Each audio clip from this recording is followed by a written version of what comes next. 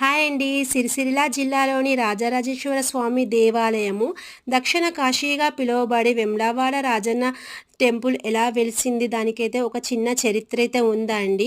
అదేంటంటే పూర్వం రోజుల్లో ఈ ప్రాంతాన్ని పరిపాలించే రాజరాజ నరేంద్రుడు అనే మహారాజు ఒక బ్రహ్మణుని చంపడం వల్ల అతనికి బ్రహ్మత్య ప్రాతకము అనే దోషం అనేది కలుగుతుంది. ఆ దోషం నుండి విముక్తి పొందడానికి అతను చాలా ప్రదేశాలు, ప్రాంతాలు, గుడులు తిరుగుతూ ఉంటాడు. కానీ అతనికి విముక్తి అనేది కలగదు. ఇక్కడికైతే వచ్చి ఇక్కడ ఒక గుండం ఉంటది. ఆ గుండంలో ఇతను స్నానం చేసేటప్పుడు అతనికైతే ఒక లింగం అనేది దొరుకుతది. ఆ లింగాన్ని బయటకు తీసి రావి చెట్టు పక్కకు ప్రతిష్ఠిస్తాడు. అప్పుడు రాజరాజేశ్వర స్వామి ప్రత్యక్షమై అతనికి బ్రహ్మత్య ప్రాతకం అనే దోషము నుండి విముక్తి కలిగిస్తాడు. అప్పటినుంచి ఇక్కడ రాజరాజేశ్వర స్వామిగా దర్శనమిస్తూ భక్తుల కోరికలన్నిటిని నెరవేరుస్తూ ఉంటారండి.